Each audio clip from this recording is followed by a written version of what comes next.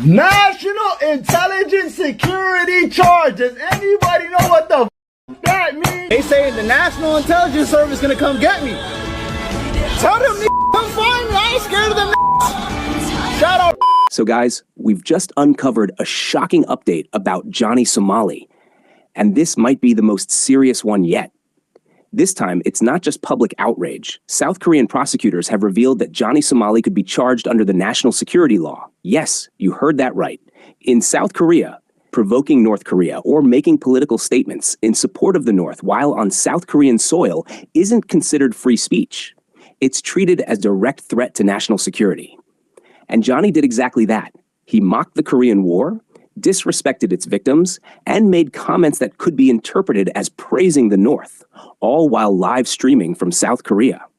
Prosecutors are now preparing to charge him under the National Intelligence and Security Act. And if found guilty, this isn't just a fine. It could mean actual jail time. That's how serious this is. But this time, it's different. This is about national security. He's no longer just a controversial streamer. He's being viewed as a foreign threat, a clown who turned into a political problem. His next trial is coming up soon, and it won't just be about disrespect or reckless streaming. This could officially make Johnny Somali an enemy of the state in South Korea. What's going on here? Why did he cross the line so badly this time? And what are the chances that he actually ends up in jail? Let's break it all down in this video. Let's get started. So at first, I want to show you a video of a South Korean prosecutor who clearly warns everyone. If any person praises North Korea or says anything in support of them, it will be treated as a serious crime under South Korean law. This is not just disrespect. It's considered a direct threat to national security, and the government will not accept it under any condition. Now, if a foreigner says something like that without understanding the law, sometimes they might get lucky and escape with a warning or deportation. But here's the thing. Johnny Somali won't escape this time, and I'll explain why right after this clip. So first, watch this carefully. This video features a South Korean legal expert explaining a strict law. If we praise Kim Jong-un or North Korea in public, we get arrested and will be imprisoned. Freedom of speech does not protect you praising North Korean regime or Kim Jong-un, the North Korean leader. Yeah, in fact, we can praise totalitarianism or communism or anarchism, of course. That all falls within the freedom of speech. However, praising North Korea, Kim Jong-un, yeah, you will go to prison for that. Yeah, that's a very strict law in Korea, and we still have that law, active law. So be careful with that. Yeah. Yet Johnny Somali continues to play the same card, claiming, "I'm just exercising free speech in South Korea. I didn't break any law." Even Hank Yu recently commented that South Korea isn't granting Johnny his so-called free speech rights. It's freedom of speech. Yep. Through this case, I realized that most people do not understand free speech nor value it. What you did was free speech. But that earlier legal explanation makes one thing clear. When South Korean authorities officially charge him, Johnny will almost certainly repeat the claim. This is a violation of free speech.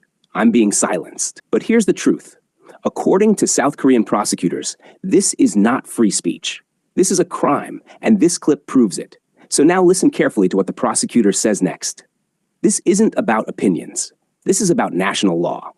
Let's watch the rest. The only way to avoid the imprisonment, even after you praise Kim Jong-un or North Korean regime, is that you must explain to the police that you didn't actually know about North Korean regime or Kim Jong-un, that they were the nemesis, the main enemy of Korean government. I mean, of South Korea. But yeah, you can be forgiven if you are a foreigner because you might not understand the long history of inter-Korean relationship. But still, yeah, you can face criminal punishment for that. Now, the lawyer clearly explained that sometimes foreigners might escape punishment if they genuinely didn't know about the law. But Johnny Somali is not one of them. And honestly, I don't think the South Korean police are that foolish to fall for Johnny's excuses. Johnny Somali can't just play dumb and claim, "Oh, I didn't know it was illegal," because he openly admitted to his intentions. From his own mouth, he directly threatened South Korea's National Security Agency, bragging that he would provoke North Korea and no one could stop him, essentially challenging the system as if he were untouchable. In one clip, he says They say the National Intelligence Service is gonna come get me. Tell them come find me. I ain't scared of them. Shout out North Korea. Shout out Pyongyang. Shout out Kim Jong-un.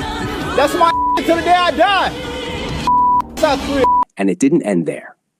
Longtime viewers know he repeatedly name drops Kim Jong-un and even eggs him on with lines like, Until Kim Jong-un nuke this shit, I just don't want to be here when Kim Jong-un press that red button.